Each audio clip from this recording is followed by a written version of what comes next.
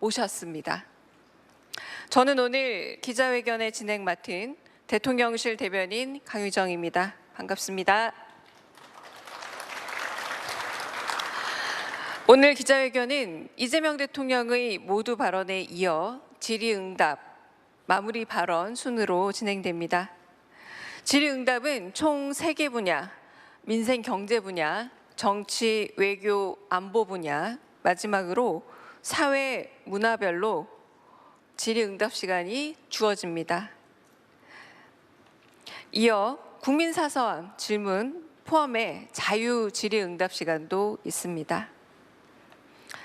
질의 방식은 대통령의 지목과 분야별 간사분의 추천 방식, 그리고 미디어월을 통해 참여하고 계신 풀뿌리 지역 언론인 분들에게도 질문 기회가 주어집니다.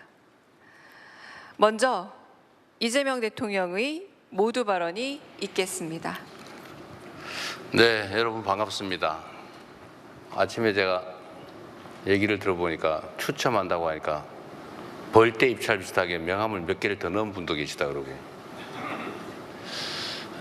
관심들이 많으셔서 저로서도 고맙게 생각합니다. 가급적이면 개별적이거나 특정한 사안에 대한, 그러니까 개별적 민원 비슷한 얘기들이 꽤 많이 들어온 것 같은데, 특히 국민 질문은 그런 건 나중에 별도로 좀 처리하도록 하고, 가능하면 우리 국민 모두에게 공통으로 관련된 이야기 중심으로 좀 얘기를 했으면 좋겠습니다. 제가 먼저 일반적인 말씀을 좀 드리고 질의응답은 그 다음에 이어서 하도록 하겠습니다. 존경하는 국민 여러분, 국가적 위기 상황에서 숨 돌릴 틈도 없이 닻을 올린 새 정부가 어느덧 한 달을 맞이했습니다. 지난 30일은 국난의 파도를 함께 건너고 계신 우리 국민 여러분의 간절한 열망을 매 순간 가슴에 새기며 하루하루 치열하게 달려온 시간이었습니다. 무엇보다 무너진 민생 회복에 전력을 다하는 중입니다. 취임 후 1호 지시로 비상경제점검 TF를 즉시 가동해서 민생 경제를 살릴 지혜를 모으고 해법을 찾아 나가고 있는 중입니다. 국가재정의 적극적이고 과감한 역할이 어느 때보다도 중요한 시기, 역대 어느 정부보다 빠르게 30.5조 원 규모의 추경안을 마련했습니다. 국회에서의 신속한 추경안 통과로 경기 회복과 소비 진작의 마중물이 만들어질 수 있기를 기대합니다. 두 번째로 민주한국의 기원을 선포하며 국제 무대에 복귀했습니다. G7 정상회의에 참석해 민주주의 복원, 경제 복원, 정상외교 복원을 전 세계에 알렸습니다. 위대한 우리 국민의 저력 덕분에 대한민국의 국격을 다시 회복하고 외교의 지평을 넓힐 수 있었습니다. 최대 현안 중 하나인 한미통상협상 또한 국익 중심의 실용 외교의 원칙을 바탕으로 호혜적이고 상생 가능한 결과도출에 최선을 다하고 있습니다. 셋째, 주권자의 의사가 일상적으로 국정에 반영되는 국민 주권 정부의 첫걸음을 내디뎠다고 자부합니다. 국민 추천제와 국민 사서함, 광주 전남 타운홀 미팅을 시작으로 전국 방방곡곡 국민의 목소리를 국정의 나침반으로 삼겠습니다. 넷째, 정의로운 통합을 향한 여정을 시작했습니다.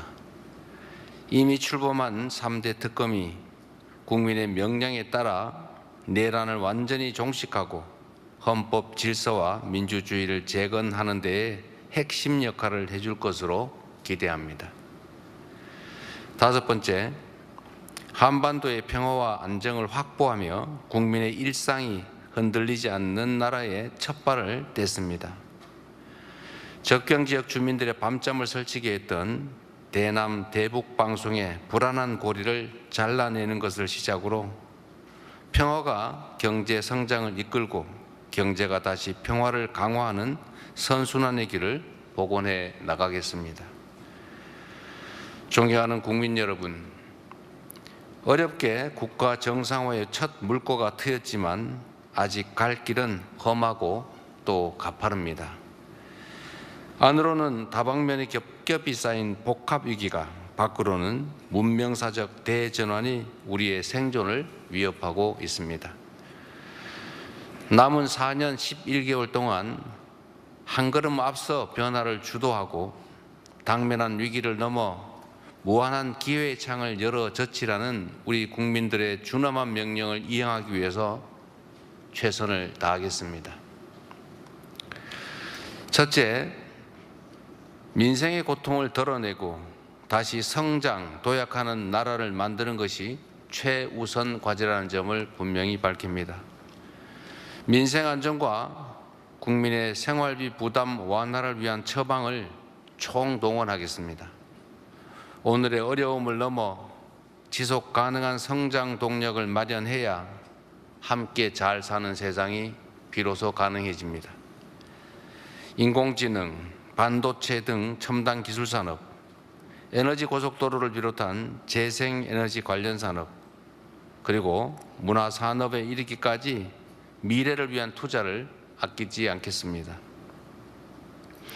기술 주도 성장이 강한 탄력을 받을 수 있도록 성장의 핵심 플랫폼인 자본시장 선진화를 통해 코스피 5천 시대를 준비해 가겠습니다. 우리 기업이 세계 시장을 선도하고 우리 국민이 성장하는 기업에 투자할 기회를 보장해서 국부가 늘어날 수 있게 하겠습니다. 시중 자금이 비생산적 영역에서 생산적 영역으로 유입되어 경제의 선순환 구조가 복원될 수 있도록 모든 노력을 아끼지 않겠습니다. 시장 원리를 존중하고 실수요자를 보호한다는 대원칙 아래 실효성 있는 대책으로 부동산 시장 안정화에 힘쓰겠습니다. 수도권 일극 체제를 극복할 국토 균형 발전, 그리고 대기업과 중소기업, 기성기업과 벤처 스타트업이 협력 공생하는 산업 균형 발전으로 모두의 성장을 이루어내겠습니다. 민생 회복을 위한 소비 쿠폰 지급에서 지역, 그 중에서도 소멸위기 지역을 더 배려하는 것처럼 모든 국가 정책에서 지역을, 지방을 더 배려하겠습니다. 둘째, 두툼한 사회 안전 매트리스로 국민의 삶을 빈틈없이 지켜내겠습니다. 탈락해도 실패해도 떨어져도 다시 일어설 수 있는 나라여야 회복도 성장도 혁신도 가능합니다. 민생 경제의 파고 앞에 맨몸으로 선 취약계층을 보호할 사회 안전망은 더욱 촘촘하게 구축하고 모든 국민의 기본적인 삶이 보장되는 사회로 나아갈 준비를 갖추겠습니다. 셋째, 국민의 안전하고 평화로운 일상을 책임지는 국가의 제1책무를 다하겠습니다. 사회적 참사의 진상 규명부터 반복되는 산업재해의 재발 방지책 마련까지 안전사회 건설의 책무를 결코 외면하지 않겠습니다. 죽음의 일터를 삶의 일터로 바꾸고 더는 유가족이 거리에서 울부짖는 일이 없도록 하겠습니다. 평화야말로 국민 안전과 행복의 최저 필수 조건입니다.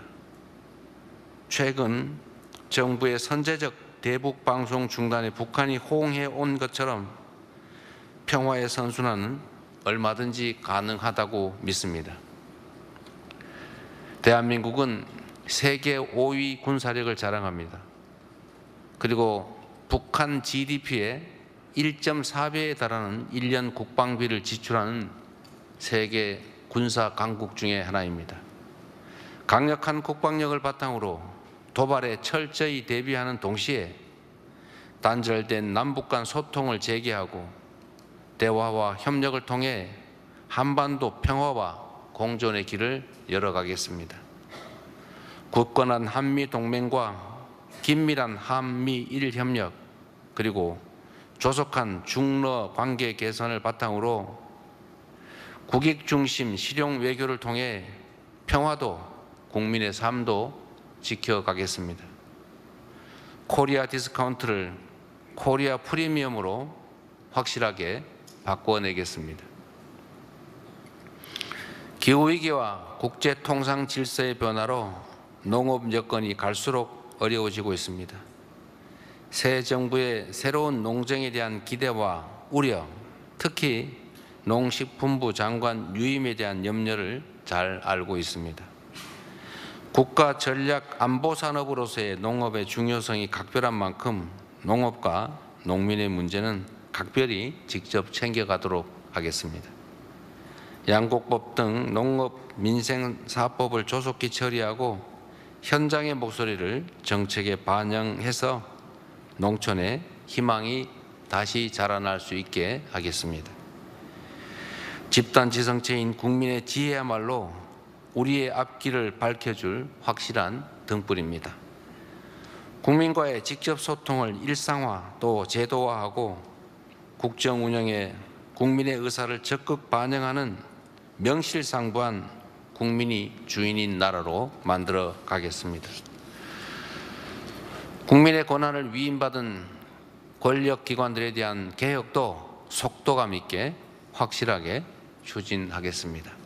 지금까지 그랬듯이 앞으로도 우리 정부의 확고한 원칙은 오직 국민입니다. 국민 삶의 실질적 변화를 만드는 증명의 정치, 약속한 것은 반드시 지키는 신뢰의 정치로 국민의 간절한 염원에 응답하겠습니다. 고맙습니다.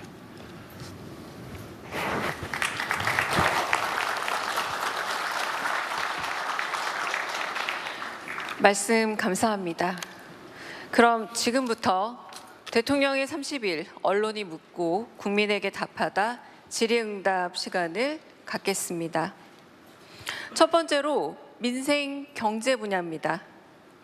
먼저 대통령실 출입 기자단을 존중하는 의미로 출입 기자단의 총 간사분께 첫 번째 질문의 기회를 드리겠습니다.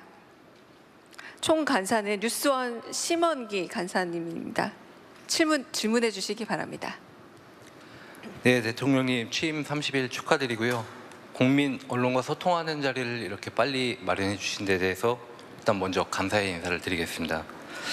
지난 30일간 G7 정상회의 등 외치와 내치를 두루 살피며 분주하셨는데요. 한 달 소회가 어떠신지, 그리고 특별히 보람을 느끼시거나 아쉬웠던 사례 중에 기억에 남는 게 있으면 소개 부탁드리겠습니다. 그리고 대통령님께서는 통합과 협치를 매우 강조해 오셨는데요. 취임 후 인선과 여야 대표 오찬 등을 통해서 이에 대한 실천 의지도 보여주고 계신 것 같습니다. 하지만 야당에서는 국회 운영 과정 등을 두고 불만이 있는 것도 사실인데요. 원활한 국정 운영을 위해서 대통령님의 양보나 배려를 요청하는 의견도 나오고 있습니다. 향후 야당과 협치 실현을 위해서 영수회담 정례와 같은 좀 구상하고 계신 방안이 있다면 한 말씀 같이 부탁드리겠습니다. 네, 우리 간사님이 대표로 첫 질문을 하시다 보니까 칭찬에 대해서 아주 포괄적인 질문들이 많아서 답변이 좀 길어질 것 같긴 합니다. 우리 신원기 간사님, 제가 발언할 수 있는 기회를 만들어 주셔서 감사드립니다. 사실 30일 어떻게 지나가는지 잘 모르겠습니다. 요즘은 우리가 보통 하루하루가 빨리 지나간다 이렇게 말하는데 저는 일주일 단위로 시간이 지나가는 것 같아요. 또 금요일인가? 금요일에 제가 마음이 쓰이는 이유는 토요일, 일요일은 되게 공간에 갇히기 때문에 그렇습니다. 제가 처음엔 몰랐는데 이제 슬슬 경호, 의전팀들, 또 대통령실 직원들, 뭐 경찰 등등의 눈치가 좀 보이기 시작했어요. 제가 움직이면 이 한두 명이 움직이는 게 아니더라고요. 수십 명, 어쩌면 100명 이상 아니면 몇백 명이 비상 대기를 하고 그러더라고요. 눈치가 많이 보여서 주말에는 제가 웬만하면 공간에서 일을 하는 편인데 어쨌든 그 공간에 있는 시간이 너무 빨리 와요. 일주일 단위로 시간이 가는 것 같습니다. 어쨌든 뭐 최선을 다했는데 이게 저희가 인수위 없이 업무가 시작되다 보니까 사실은 좀 혼선도 많고 또 준비도 완벽하지 못해서 어려움들이 많습니다. 근데 시간과 노력으로 그걸 대체하고 있는 중인데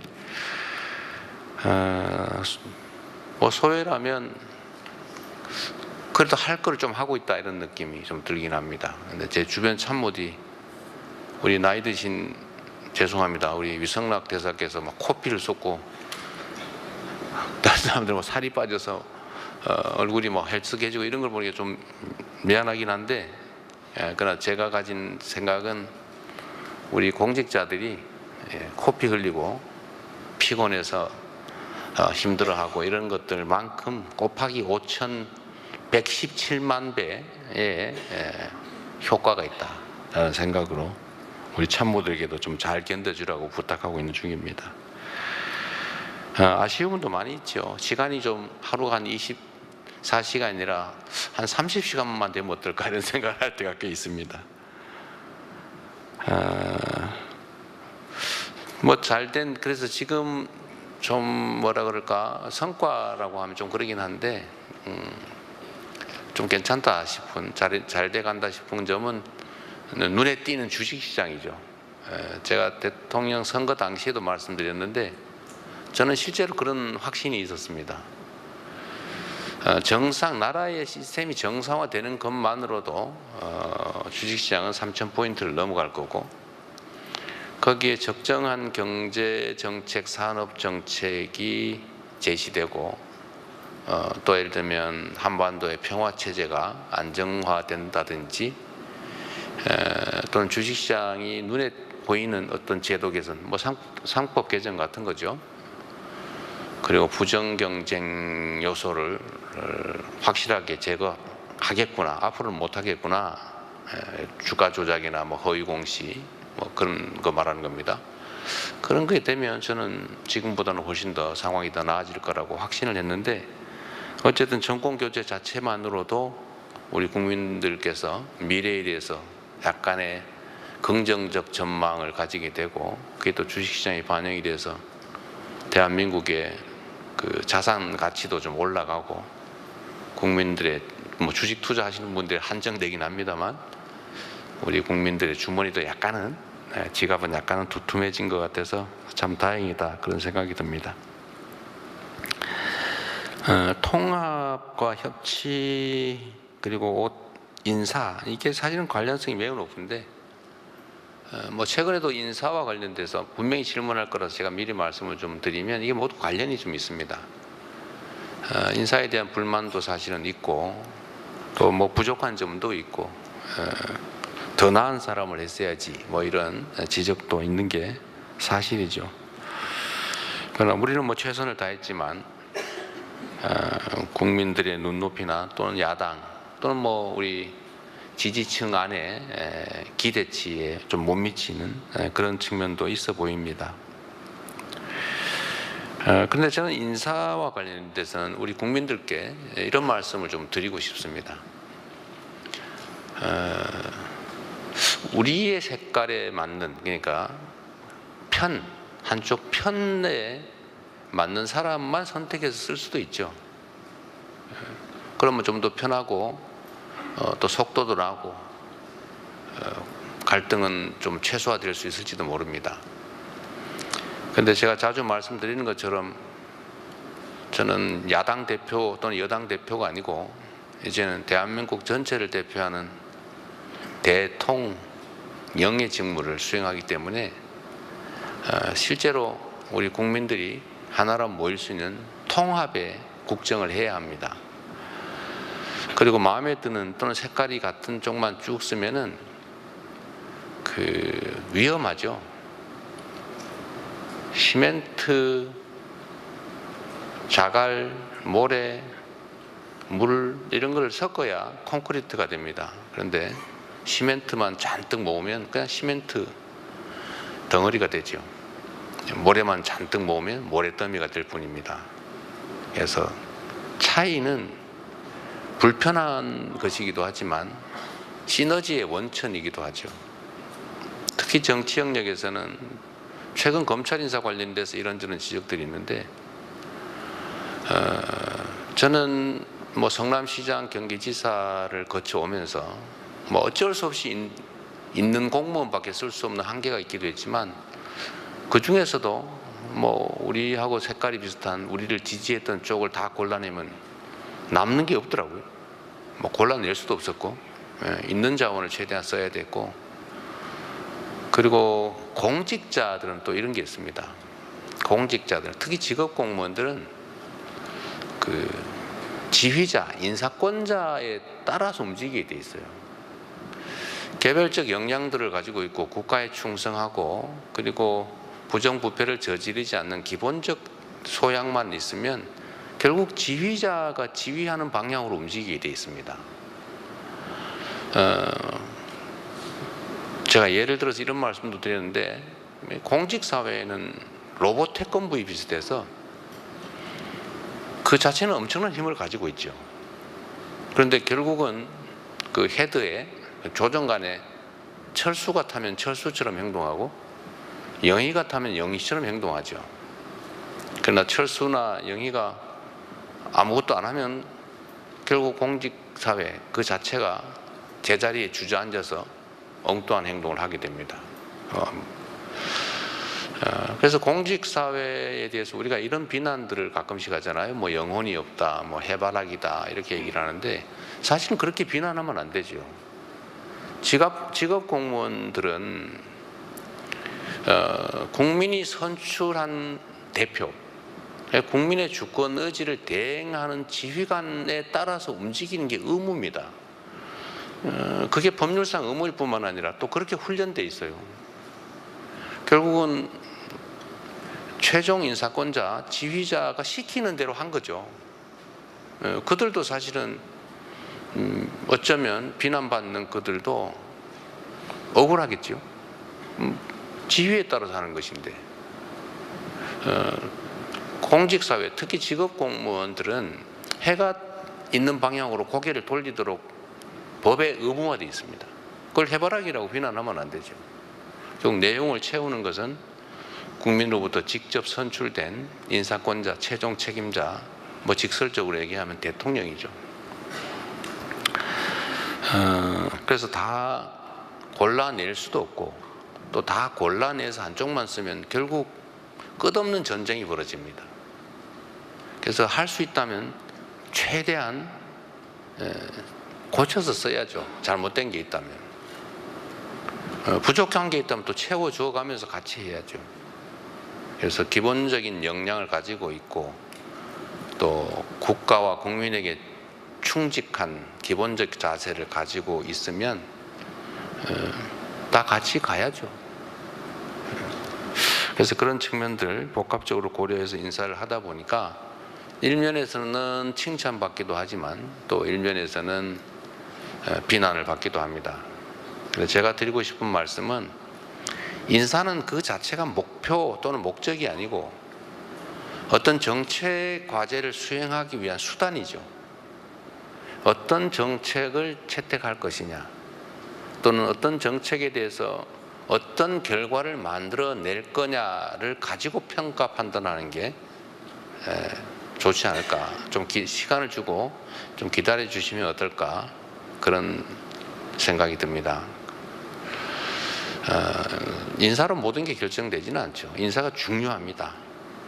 자질이 없거나 부정부패하거나 무능하거나 또는 이기적이거나 뭐 이런 인사를 하는 건 문제가 되겠지만 그게 아니고 성향이 다르다, 또 누구와 관련이 있다, 누구와 친하다더라, 누구와 뭐 어떤 관계가 있다더라 이런 걸로 판단해서 배제하기 시작하면 남는 게 없습니다. 이게 어쩌면 정치보복으로 발전할 수도 있다. 그런 말씀을 좀 드리고 뭐 야당의 불만은 저도 최대한 그 불만이 뭔지 실질적인 논거가 있는 것인지, 즉 합당한 것인지에 대해서 끊임없이 저도 질문해 봅니다.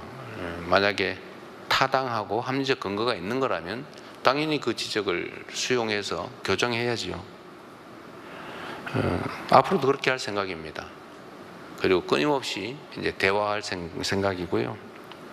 저는 뭐 못 만날 이유도 없다고 생각하고, 저는 이때까지 제 개인적인 삶도 그랬고 또 공직 생활도 그랬지만 벽을 세우거나 선을 그어서 미리 차단해서 가능성을 봉쇄하는 건 별로 좋은 방법이 아니라고 생각해요. 만나보고 얘기 들어보고 정리해도 늦지 않죠. 저는 우리 야당들도 다, 국회의원들도 다 국민의 선택을 받은 국민의 대리인 대표들이기 때문에 충분히 존중받아야 되고 또 저도 존중해야 된다고 생각합니다. 자주 만나 뵐 생각이에요. 근데 영수회담을 정례화할 거냐 문제는 좀 고민을 해보겠습니다. 그게 이제 형식적으로 그럴 수도 있고, 저는 필요하면 한다. 그리고 기본적으로 필요하다고 생각합니다. 그쪽에 일정을 맞춰서 필요할 때마다 만나면 되죠. 그런데 이제 이것도 안 하다 보니까 조금 이제 약간의 부작용이 있는 것 같긴 합니다. 이제 공식 공개 모임, 공식 비공개 모임, 비공식 비공개 모임, 이게 이제 단계들이 있잖아요. 근데 허심탄회한 얘기를 해야 되거든요. 그런데 비공식 비공개 모임, 이런 건 이제 모임 자체도 좀 안 알려주면 그런 걸 자주 할 수 있죠. 공식 비공개 모임, 이런 건 대화 내용을 좀 보완을 지켜주는 게 좋지요. 요즘 그런 거 있잖아요. 여러분도 아마 그러실 수 있는데 말하기 무섭죠. 녹음당하지 않을까. 실제 그렇습니다. 그런데 이 공식 비공개 모임 같은 경우는 이렇게 좀 만나는 건 공식으로 만나지만 이렇게 좀 드러내지 않고 할 얘기를 다 하자. 마음속에 있는 얘기. 그걸 했는데 그 중에 일부를 떼가지고 어디 공격 소재로 쓰거나 그러면 그 다음에 만나기가 어렵죠. 그건 모두에게 필요하다. 그게 이제 안 하다 보니까, 하도 귀하게 보다 보니까 이제 이것도 기회다 이렇게 생각할 수 있는데, 저는 앞으로는 좀 그런 것들을 서로 잘 지켜가면서 맞는 비공식 비공개 모임 또는 공식 비공개 모임도 자주 가졌으면 좋겠어요. 그리고 저는 우리는 모두 개인 사업을 하는 사람들이 아니고 모두 국민을 위해서 국민의 뜻을 대변하는 대리인들이기 때문에 굳이 사감을 가질 필요가 없다. 개인적 이해관계 또는 개인적 이권 이런 것들을 추진하는 게 아니라면 사적 감정을 가질 필요가 없죠. 양보나 배려가 필요하지 않냐? 저도 그렇게 생각합니다. 당연히 공적인 일에는 사적 이해관계가 배제되어야 되기 때문에 사실 이렇게 하나 저렇게 하나 별로 관계없을 경우가 많아요. 그러면 뭐 양보할 수 있죠. 도달하는 길은, 목표는 똑같은데 오른쪽으로 갈 거냐 왼쪽으로 갈 거냐, 버스 타고 갈 거냐 비행기 타고 갈 거냐, 뭐 기차 타고 갈 거냐, 뭐 그런 거 양보할 수 있죠. 그런데 비행기를 타지 않으면 기회를 놓친다. 버스 타고 가면 안 된다. 이럴 경우에 버스로 타는 걸로 양보할 수는 없겠죠.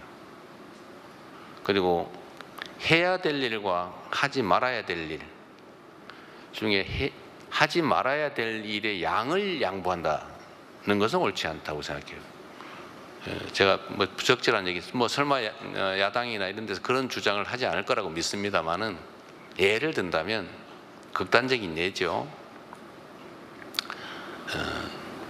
10개를 이때까지 매년 10개를 훔쳐왔는데 앞으로는 8개만 훔치자, 아니면 2개 훔치는 것은 허용하자, 이런 걸 양보할 수는 없고 이런 건 양보라고 할 수 없겠죠.